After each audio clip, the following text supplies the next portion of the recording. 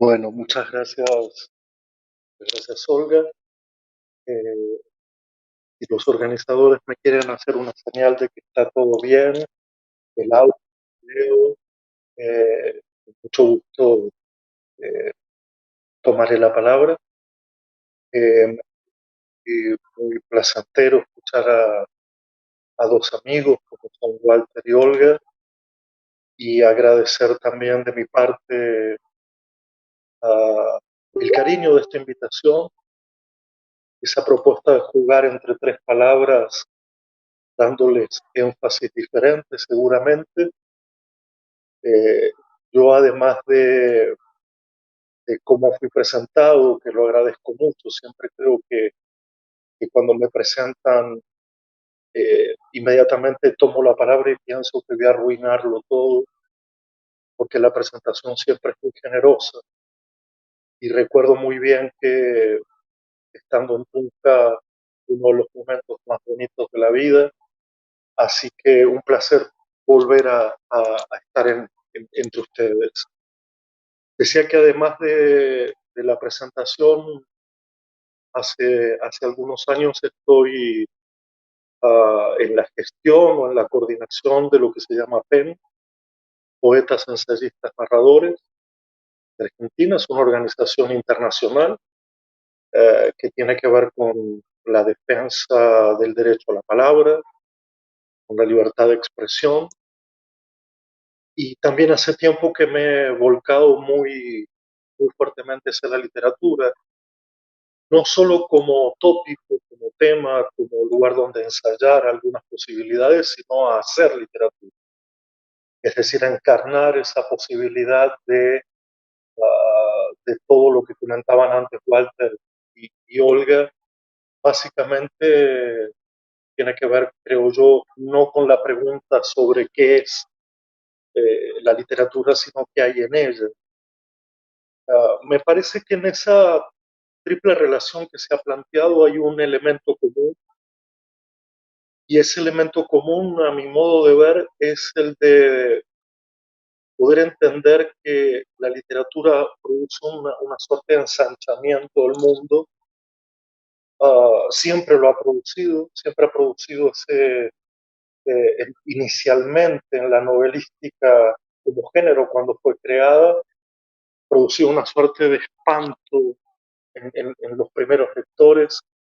una suerte de temor a que todo aquello pudiera ser cierto,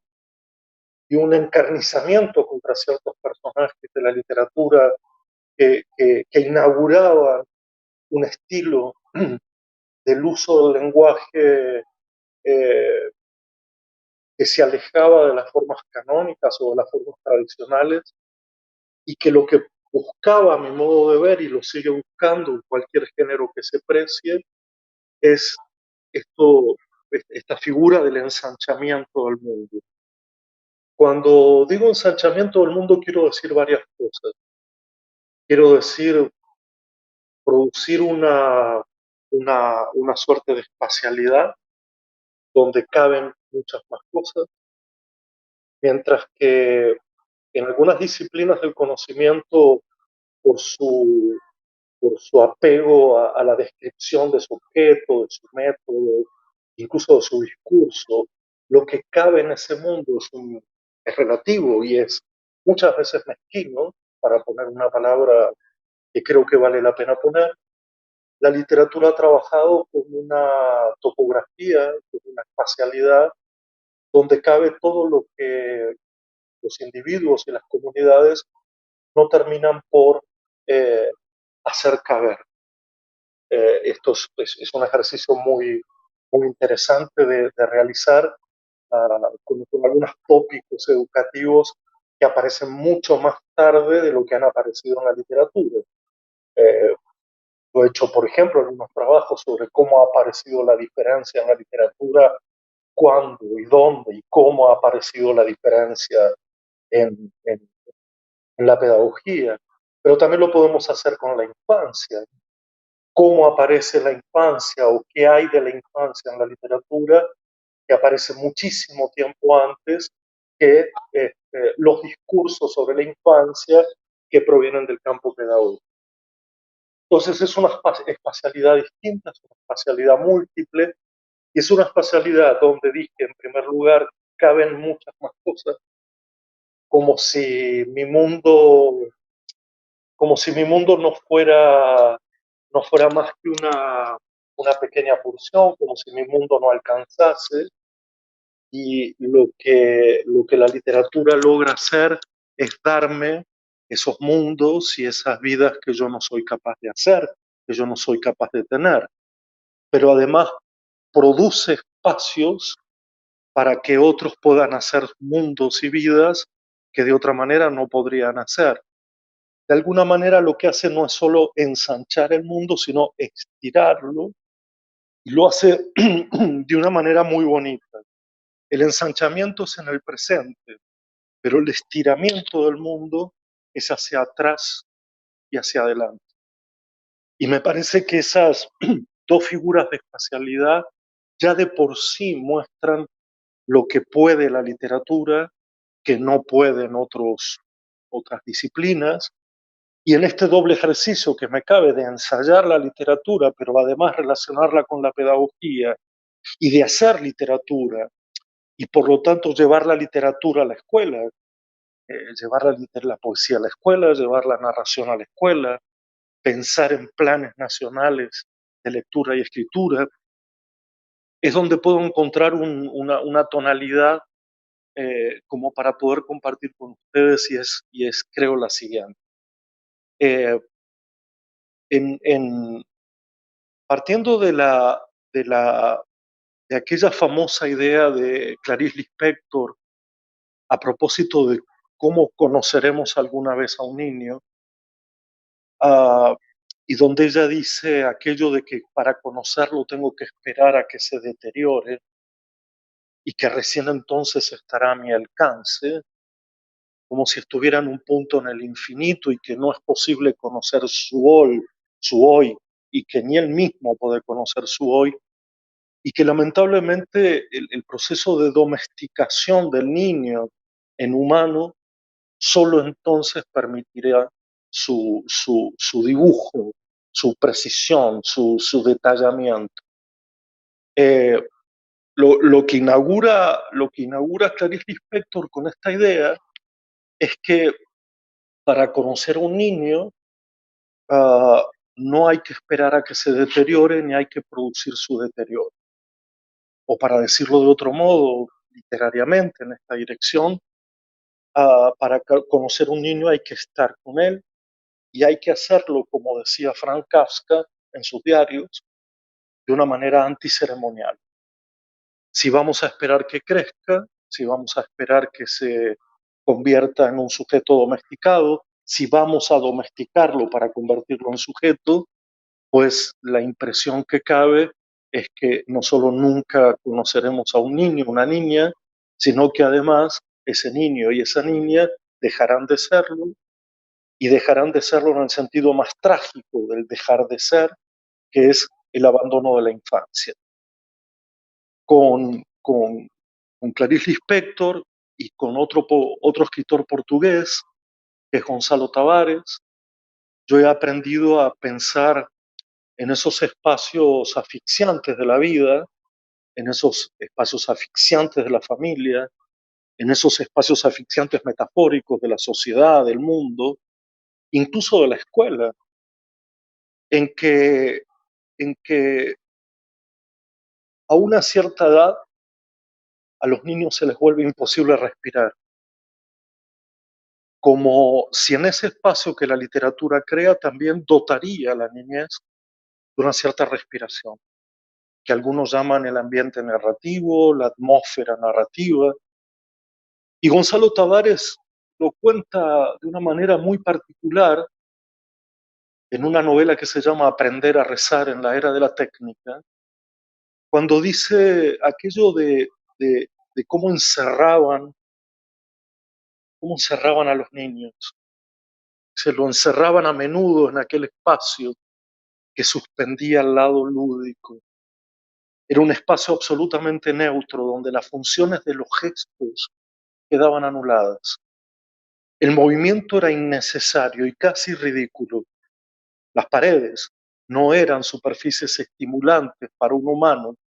mucho menos tratándose de un niño. Precisamente era un espacio que aplastaba la infancia, por lo que resultaba imposible actuar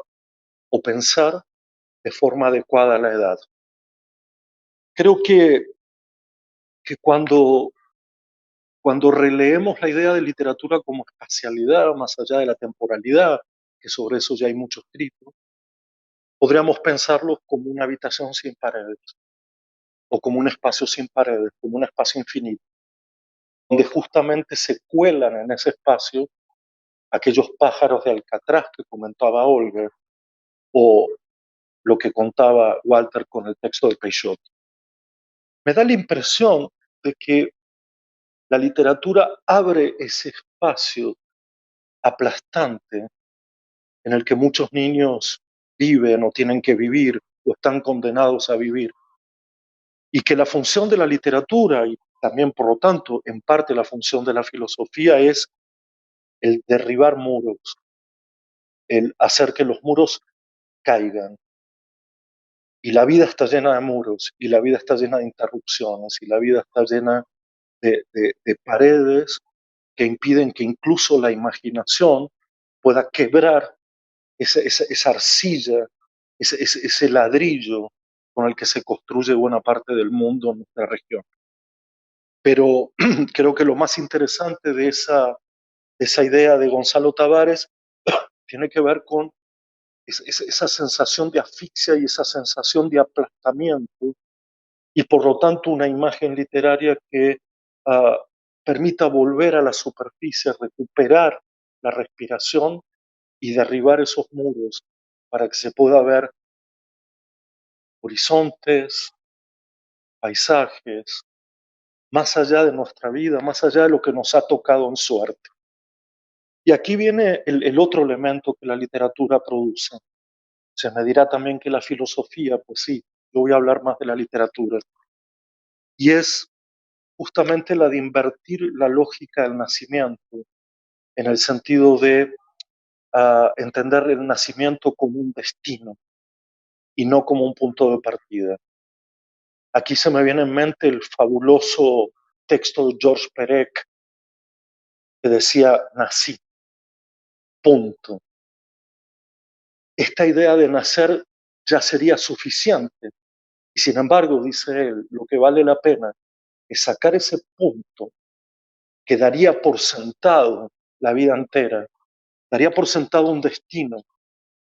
ya trazado de antemano, y colocar allí o una coma que permitiese el nací, coma, y aquí empieza mi relato, o aquí empieza el relato de mi vida,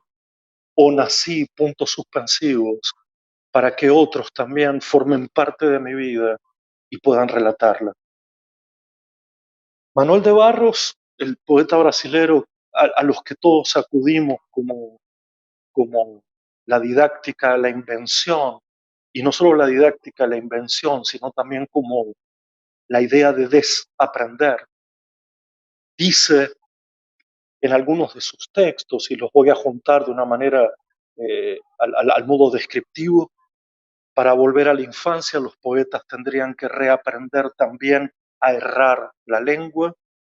las cosas que no tienen nombre son más pronunciadas por los niños, habría que usar algunas palabras que todavía no tengan idioma, y el inicio de voz tiene un formato de sol. Hay dos imágenes que se desprenden de esta idea de Manuel de Barros, nuestro poeta de la infancia. Uno es que nosotros tenemos la lengua demasiado correcta, demasiado cierta, demasiado precisa, y que para regresar a cierto estado de infancia, para que se derrumben las paredes, para que la literatura se instale en ese punto seguido después del nacimiento, es necesario comenzar a equivocar. La metáfora es una equivocación, la metáfora es una forma de producir el efecto equivocado. Es tratar de mencionar para lo que las cosas no sirven, para lo que no fueron hechas, para lo que los significados no fueron definidos. Y eso, y eso lo dice muy bien Christa Wolf, una escritora que también hace de sus memorias un punto de partida cuando ya está por morir. Christa Wolf dice, mientras, mientras no sepamos lo que acontece en nuestra infancia, y lo dice casi al final, como si los puntos suspensivos continuaran, mientras no sepamos qué aconteció allí, en ese lugar en el que creímos que ya abandonamos y sin embargo todavía estamos, no nos vamos a dar cuenta por qué el mundo es como es y no nos vamos a dar cuenta ni siquiera a dónde dirigirnos mientras no sepamos de dónde venimos. Pero no hay que confundir estas imágenes de la literatura en esa ampliación del espacio con una suerte de fijación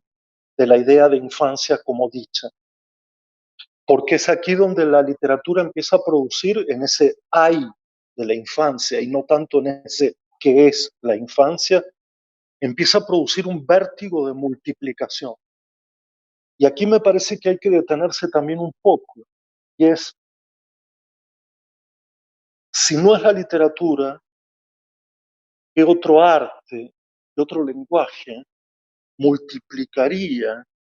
potencialmente por todas las vidas posibles a lo largo de toda la historia ese testimonio por el cual sabemos que no hay una infancia, sino infinitas? Sabemos que no hay solo una juventud, sino infinitas. Sabemos que no hay una única vejez, sino infinitas. Y la literatura produce un efecto que es un efecto de multiplicación, no de diversidad, porque la diversidad tiene un límite descriptivo. En cambio, la multiplicación, que es rizomática, para utilizar una expresión más filosófica, lo que hace es producir una multiplicación de tal calibre que el número de versiones del tópico que tengamos en cuenta se vuelve infinito, es un número parecido al infinito. Lo dice muy bien el Premio Nobel de Literatura Coetzee, sudafricano, en su libro Infancia, cuando refiere la idea de desmistifiquemos la idea de dicha, justamente para quizás poder darla. Y dice, la infancia, dice la Enciclopedia de los Niños, es un tiempo de dicha inocente que debe pasarse en los prados, entre conejitos, o bien junto a una chimenea, absorto en la lectura de un cuento. Y esta es la imagen prustiana ¿eh? de la infancia y la lectura, la de la chimenea, la del niño que está leyendo solo la chimenea y crea esta atmósfera dichosa. Lo que dice Coetzee, repito, sudafricano, es que para el personaje de su infancia, esta imagen le es completamente ajena y dice nada de lo que experimenta en su lugar, ya sea en su casa como en la escuela, lo lleva a pensar que la infancia sea otra cosa que un tiempo en el que se aprietan los dientes y se aguanta. A mí me gusta esta idea de introducir esa multiplicación o multiplicidad rizomática en las ideas de infancia. Hace 5 años desarrollé un proyecto de investigación que luego derivó en otro ensayo, que fue el ensayo sobre la soledad literaria, y que luego derivó en otro ensayo sobre la inutilidad virtuosa de la lectura, pero que en primer lugar era la idea de hacer esta multiplicidad rizomática de las imágenes de infancia en la literatura. Me fue imposible, me fue imposible, porque esa multiplicidad es incontenible y porque el repertorio de novelas, relatos, cuentos, poemas, hace inasible esa multiplicidad. Yo he tomado apenas 4, pero el tiempo no me va a dar para poder desarrollarlas. Eh, y esas 4 están muy emparentadas con 4 lecturas. Las voy a deslizar apenas, pero en esta locura investigativa, que es la locura del que estudia, la locura del que lee, la locura del que se apasiona por un tema, eh, Llegué a trabajar sobre más de 70 y tantas categorías o tópicos, sobre formas de la infancia, sobre apariencias de la infancia, que el efecto ensanchador y multiplicador de la literatura en la literatura contemporánea podría brindarnos. Lo que al fin y al cabo parece un disparate, ¿verdad? Un disparate inasible, quiero decir, un disparate eterno. Eh, pero, pero esas cuatro imágenes que quiero tomar y que apenas deslizaré por el tiempo que tenemos, es, en primer lugar, la de la famosa hipérbole, el famoso recorrido, tan presente en la infancia que parte de la luminosidad y llega a la oscuridad. Esa idea de el nacimiento como alumbramiento, la idea de los primeros años como esa luz, como esa calidez, como ese aspecto que nos rodea, y luego con el paso del tiempo y la pérdida de esa calidez, el enfriamiento del sujeto, la oscuridad, ¿no? Un ejemplo para esto sería revisar en Los Miserables uno de los relatos de Víctor Hugo, el de Cosette, el de la niña Cosette, que efectivamente en el paso de unas pocas horas sale de la luz metafórica, sale a dar un paseo, sale a buscar agua, sale a pasear, sale a ver el paisaje, se encuentra con el mundo más bonito que se puede encontrar, pero con el paso de las horas y con la oscuridad del mundo que se va cerniendo sobre ella, que va bajando sobre ella, efectivamente va encontrando que aquello es monstruoso, que aquello no es tan bonito, como si pudiéramos jugar con esta hipérbole y trabajar en esta dirección de lo que va de la luminosidad a la oscuridad y cómo esa oscuridad puede volver a ser más clara, más iluminada. Eh, Hay una segunda imagen muy potente en la literatura contemporánea que es la de emparentar la infancia con la lectura y que nace con Proust, claro. Eh, pero Yo me voy a referir a dos pequeños relatos. Uno es de una escritora norteamericana, se llama Eudora Welty, entendida como una de las mujeres que disputaron con William Faulkner y tantos otros en los Estados Unidos la literatura de la época. Y Eudora Welty dice algo muy precioso, dice, desde la primera vez que me leyeron y desde que empecé a leer por mí misma, jamás ha existido un solo renglón que no haya oído. Hay algo que hace Eudora Belti que se las recomiendo muchísimo, que tiene que ver con la travesía de la lectura en su vida y que para mí ha sido como una forma de entender, entre comillas, una didáctica a la lectura y que ella dice que comienza con el escuchar, para luego proceder a ver, para luego proceder a leer, pero que el escuchar aquellas primeras canciones que canturreaban sus padres, el escuchar las voces de los vecinos, el escuchar gente de su pueblo, fue lo que le permitió no solo leer, sino también escribir. Y un pasaje de Goran Petrovic, un escritor croata maravilloso que en su libro Diferencias dice lo siguiente: ¿cómo leía en aquel entonces? A la medianoche simplemente me arrebataban el libro de las manos, porque por la mañana había que ir a la escuela. Vean la contradicción. Pero yo, convencido de que hasta ese entonces a nadie en el mundo se le había ocurrido algo parecido,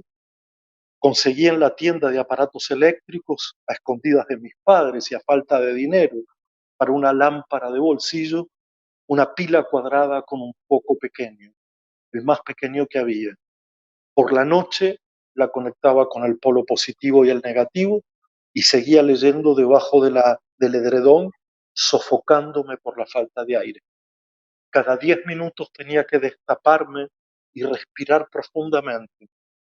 Mucho tiempo después escribí sobre eso, comparando este mundo con el lugar donde solo se toma aire para la literatura y el mundo de la literatura como ese lugar donde uno se marea. Lo que abre Goran es claramente una relación brutal entre, como ha hecho Helen Sissou, entre literatura escritura, lectura y respiración,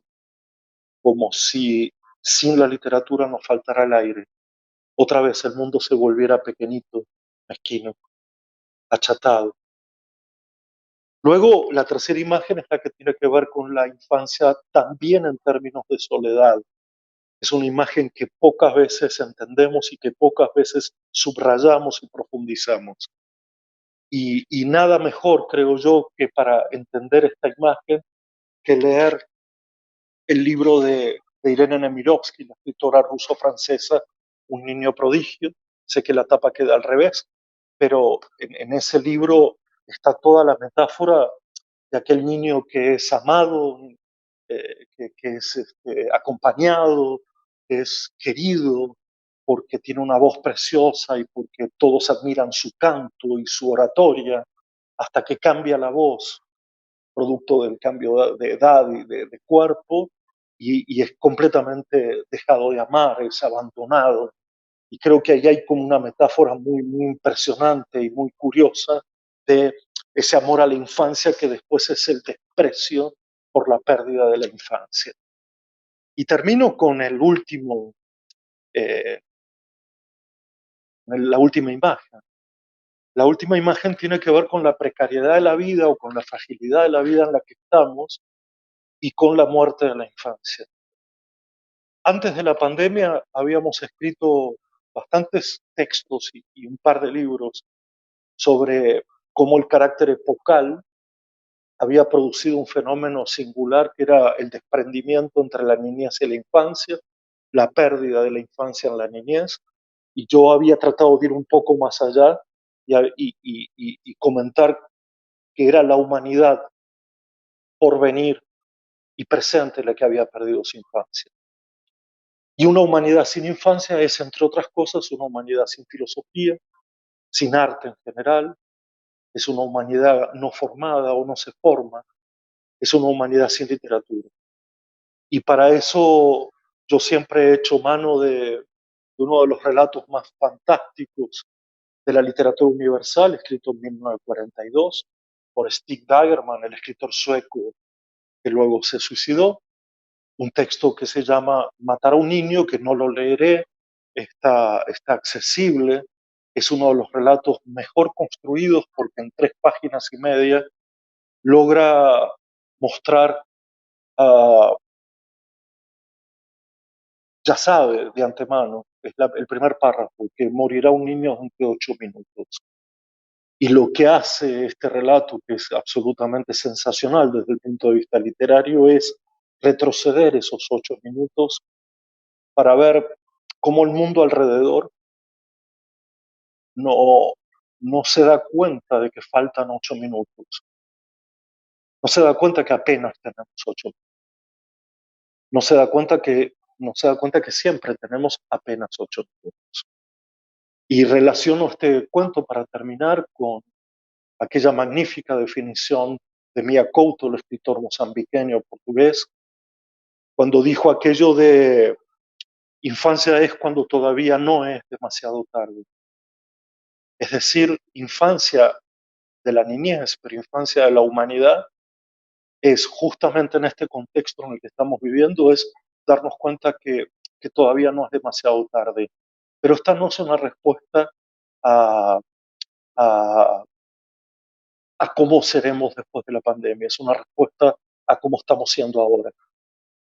A que la pregunta por si seremos mejores es falsa e hipócrita si no decimos y si no hacemos un mundo mejor aquí y ahora. Y la literatura siempre ha hecho, sin quererlo, sin que ese sea su objetivo, un mundo mejor, o por lo menos un mundo mucho más ancho, donde caben muchas más cosas, que no, como antes de la pandemia, el homus economicus simplemente. Muchas gracias